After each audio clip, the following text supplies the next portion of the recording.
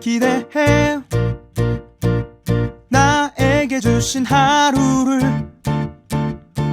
때론 피곤하고 일어나기 싫고 널 깨우는 알람 소리에 짜증도 나겠지만 안녕하세요. 오늘도 푸른 말씀 임세휘 목사입니다. 반갑습니다.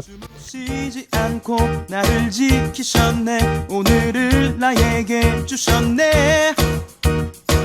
새 말씀 안에 주가 주신 사랑과 은혜와 능력. 하나님 말씀 예레미야 4장 13절부터 19절까지 말씀입니다. 보라, 그가 구름같이 올라오나니 그의 병거는 회오리 바람 같고 그의 말들은 독수리보다 빠르도다. 우리에게 화 있도다. 우리는 멸망하도다 하리라. 예루살렘아, 내 마음의 악을 씻어버리라. 그리하면 구원을 얻으리라. 네 악한 생각이 네 속에 얼마나 오래 머물겠느냐. 단에서 소리를 선포하며 에브라임 산에서 재앙을 공포하는도다.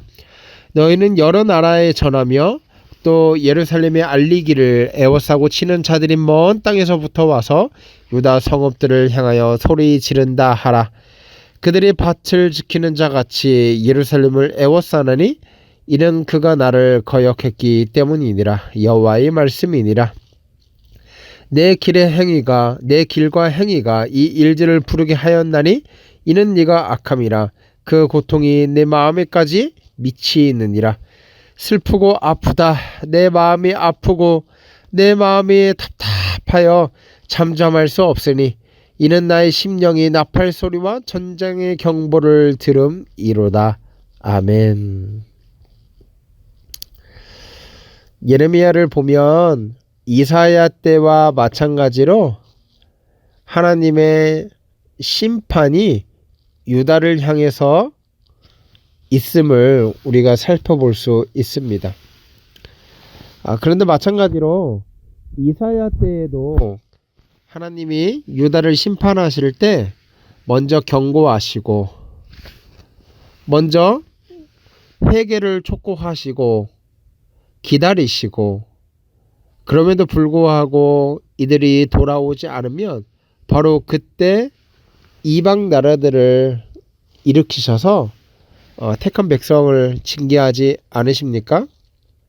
오늘 예레미야에서도 마찬가지로 먼저 징계하지 않으시고 회개를 촉구하시고 시간을 주시고 기회를 주시는 우리 하나님의 성품을 우리가 발견할 수 있습니다.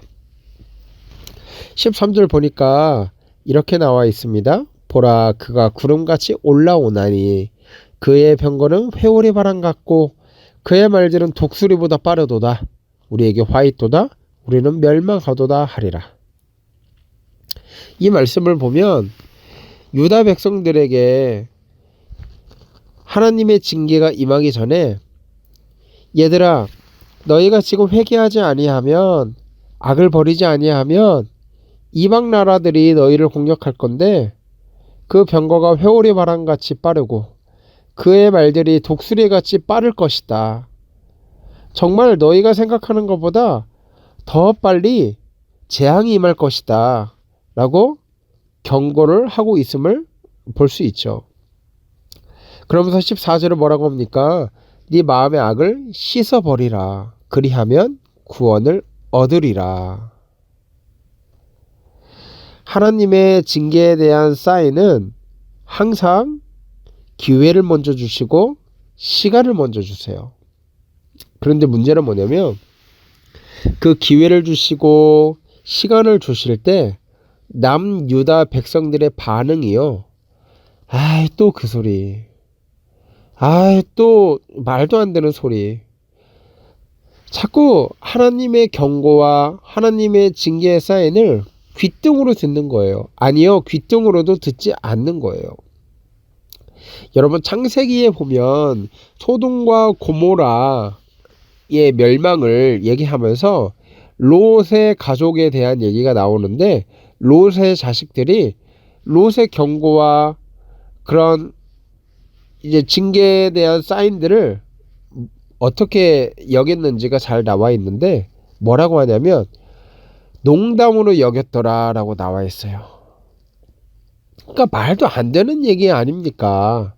아이 세상이 이렇게 잘 돌아가는데 무슨 징계고 무슨 재앙이 온다고 합니까? 그렇게 받아들인 거예요. 오늘 유다 백성들에게 예레미야가 재앙을 선포하면서 정말 타는 목마름으로 정말 이 간절함으로 14절에서 이렇게 말하고 있는 거죠. 네 마음의 악을 씻어버리라. 그리하면 구원을 얻으리라. 한마디로 뭐하라는 거예요? 회개해라.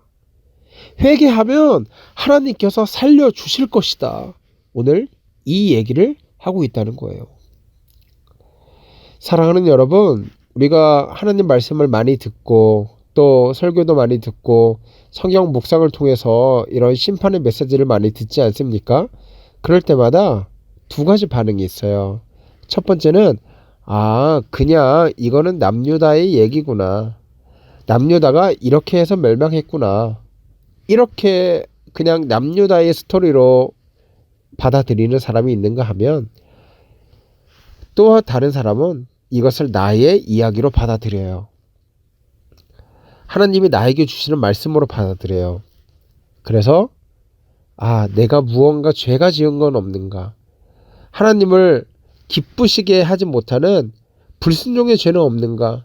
자신을 돌아보고 회개할 기회로 삼는다는 거죠. 여러분, 우리는 이사야부터 예레미야로 넘어오기까지 하나님의 징계에 대해서 수도 없이 많은 설교를 들었는데 여러분, 이 설교를 들을 때 여러분의 마음은 어떠십니까?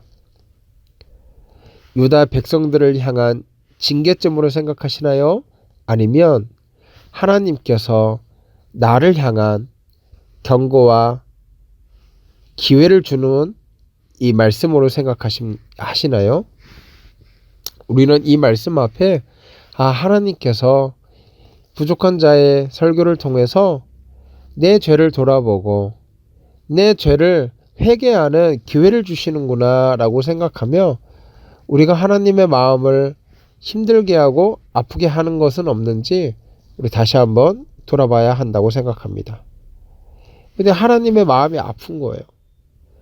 그래서 18절 19절에는 뭐라고 합니까? 내 길과 행위가 이를지를 부르게 하였나니 이는 네가 악함이라. 그 고통이 네 마음까지 미친다. 19절 슬프고 아프다. 내 마음속이 아프고 내 마음속이 답답하여 잠잠할 수 없으니 이는 나의 심령이 나팔소리와 전쟁의 경보를 들음이로다. 19절 말씀은 예레미야가 탄식하면서 눈물로 뱉는 고백입니다. 그런데요, 동시에 이것이 하나님의 마음이에요. 죄짓고 죄 가운데 행하는 백성들을 볼 때, 징계할 수밖에 없는 백성들을 볼 때 하나님의 마음이요 아프신 거예요. 답답하신 거예요. 하나님이 징계하실 때 이놈의 자식들 말 안 듣는 거 보니까 잘 됐다. 얘네 아주 쌍방해봐라. 이렇게 도끼를 품고 징계하시는 것이 아니라 어쩔 수 없이 징계를 하시면서 마음속이 너무나 아프신 거예요. 마음이 너무나 답답하신 거예요. 그 표현을 19절에서 예레미야의 고백을 통해서 하나님의 마음을 살펴볼 수 있다는 거죠. 사랑하는 여러분, 우리가 죄 가운데 행할 때 하나님은 마음 타들어가세요. 마음이 답답하세요. 마음이 너무 아프세요. 그래서 잠잠할 수가 없으세요. 그럼 우리는 무엇을 해야 됩니까? 이런 징계와 사인을 들을 때에 하나님, 나도 모르게 익숙해져 버린 죄가 있진 않은가? 하나님, 내가 하나님께 회개할 것이 있지는 않은가? 깨우쳐 주시고 인도하여 주십시오. 이렇게 기도하며 우리의 신앙을 다시 한번 점검해 봐야 한다는 거죠. 또 우리 푸른 사랑의 성도들이 바로 그런 성도가 되었으면 참 좋겠다는 거죠. 사랑하는 여러분, 이제 말씀을 마칩니다. 징계의 메시지가 들릴 때, 하나님께서 기회를 주실 때 우리가 회개함으로 하나님의 마음을 시원케 해드리는 성도가 되길 바라요. 마음속을 아프게 하고 마음속을 답답하게 하는 그런 성도들이 아니라 마음을 시원케 해드리고 마음을 그 상처를 덜어드리는 우리 푸른 사랑의 교회 성도들 되기를 주의 이름으로 소원합니다. 우리 시간 기도할 때 하나님, 혹시나 내가 모르는 죄가 없는지, 내가 습관적으로 짓는 죄 때문에 하나님의 마음을 아프게 하는 것은 없는지 돌아보게 하시고 하나님 그것을 깨우쳐 주시고 하나님 그것을 회개할 수 있도록 인도하여 주십시오. 이렇게 기도하고요.